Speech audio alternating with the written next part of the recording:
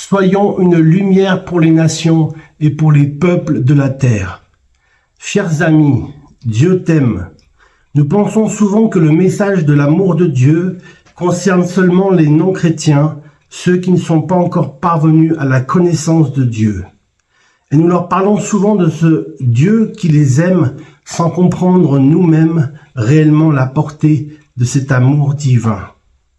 Car Dieu a tant aimé le monde qu'il a donné son Fils unique, afin que quiconque croit en lui ne périsse point, mais qu'il ait la vie éternelle. Nous lisons cela dans Jean chapitre 3, verset 16.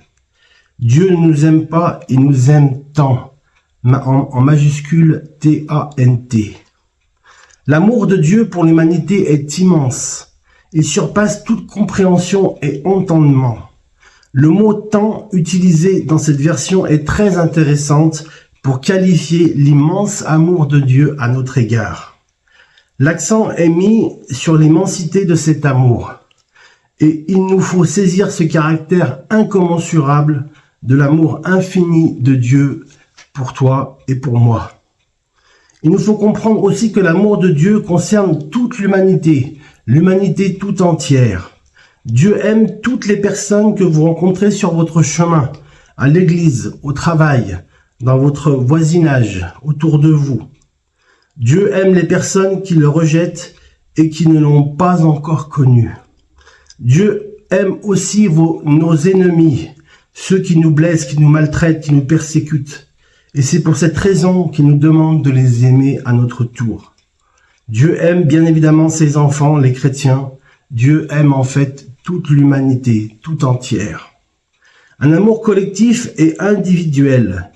Dieu nous aime tous ensemble. Et Dieu aime également chacun individuellement. Il aime faire ce cœur à cœur, ce peau à peau avec nous. Vous n'êtes pas seulement une partie d'un groupe que Dieu aime. Vous êtes personnellement aimé par Dieu. Vous avez de l'importance à ses yeux. Vous êtes précieux pour lui. Cet amour si immense est disponible individuellement pour chacun d'entre vous. Vous pouvez jouir de cet amour. Dieu vous fait jouir de son amour. Il veut que vous vous approchiez de lui avec assurance pour être secouru dans tous vos besoins. Non plus comme un serviteur s'approche de son Dieu, mais comme un enfant s'approche de son Père. Amen. Car désormais vous êtes enfants de Dieu. Et il veut que vous vous laissiez aimer par lui. Vous ne réaliserez pas vous-même votre valeur jusqu'à ce que Dieu vous démontre combien il vous aime. Et il vous a aimé le premier, d'un amour infini et inconditionnel. Et son amour deviendra un rempart pour vous à travers les difficultés et les situations de la vie courante que vous ne comprendrez pas tout de suite. Car si le maître du temps et des circonstances vous aime, il fera certainement concourir toutes choses bonnes en son temps pour votre bien. Sauvé par amour. Le verset de Jean, chapitre 3, verset 16, nous explique que le don de Jésus pour le salut de l'humanité a été motivé par l'amour, par l'immensité de l'amour de Dieu à notre égard. Dieu ne l'a pas fait par pitié ou par compassion. Il l'a fait par amour. C'est un acte d'amour qu'il a fait. Il a envoyé son Fils afin qu'il soit rejeté et crucifié et qu'il ait ressuscité le troisième jour. Dans Romains au chapitre 5 au verset 8, il nous est dit ceci: « Mais Dieu prouve son amour envers nous, en ce que, lorsque nous étions encore des pécheurs, Christ est mort pour nous. » L'amour de Dieu pour nous précédait le sacrifice de Jésus à la croix.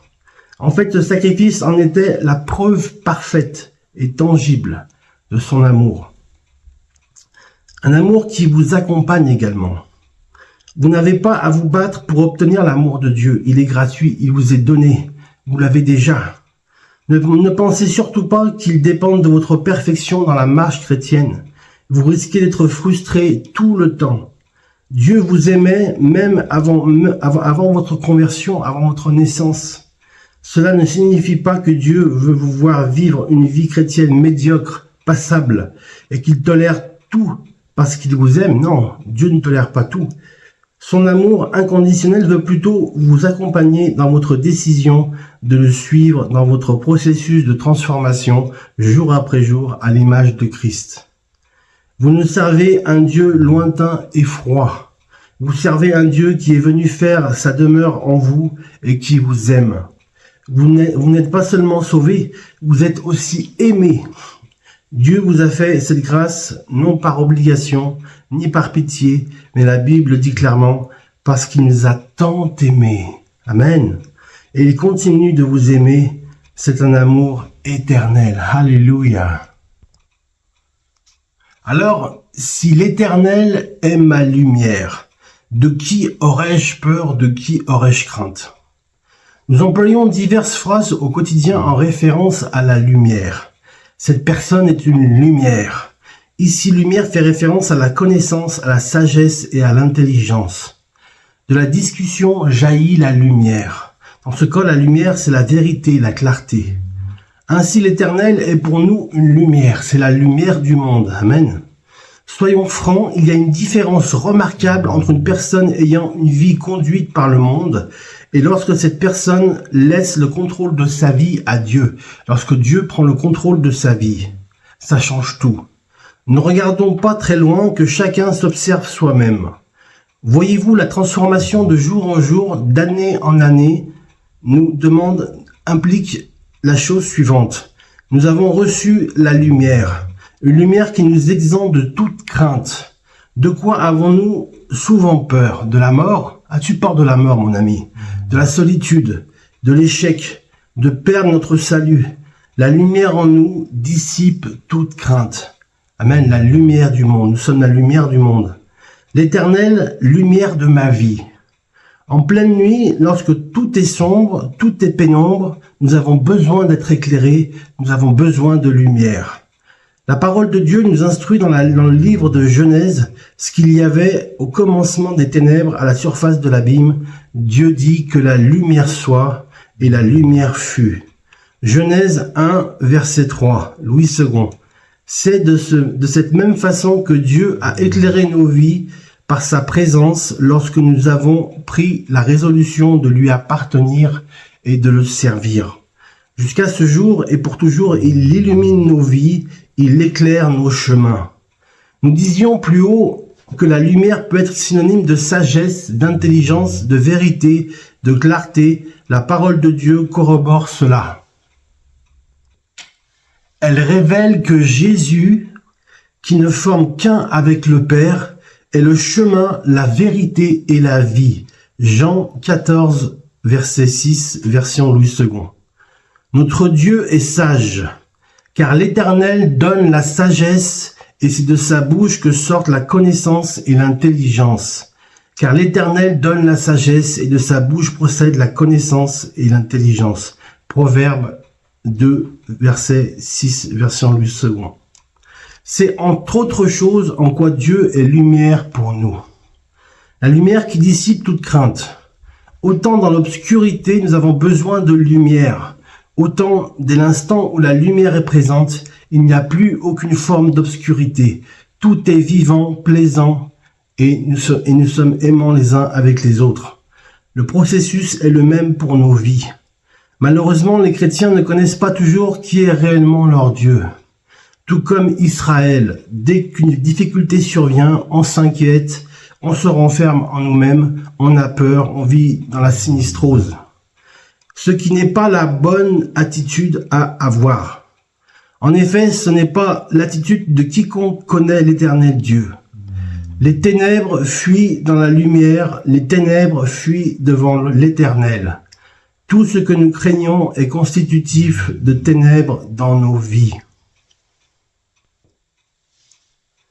La lumière est indispensable à l'existence humaine et elle est indispensable à l'existence spirituelle.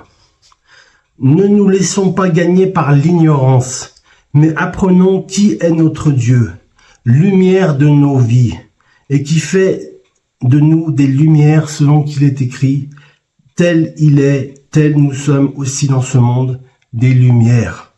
1 Jean chapitre 4 verset 17.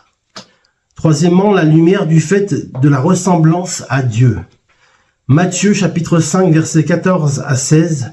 Vous êtes la lumière du monde, a dit Jésus. Une ville située sur une montagne ne peut être cachée. Et on n'allume pas une lampe pour la mettre sous le boisseau, mais on la met sur le chandelier, et elle éclaire tous ceux qui sont dans la maison. Que votre lumière luise ainsi devant les hommes, afin qu'ils voient vos bonnes œuvres et qu'ils glorifient votre Père qui est dans les cieux. En plus d'être lumière de nos vies, notre Dieu fait de nous des lumières. Amen. À notre tour d'éclairer ceux qui nous entourent. Remarquons la description, il ne s'agit pas d'une lumière qui est sur le point de s'éteindre, mais bien d'une lumière qui éclaire tout à chacun, sans prétention, sans honte.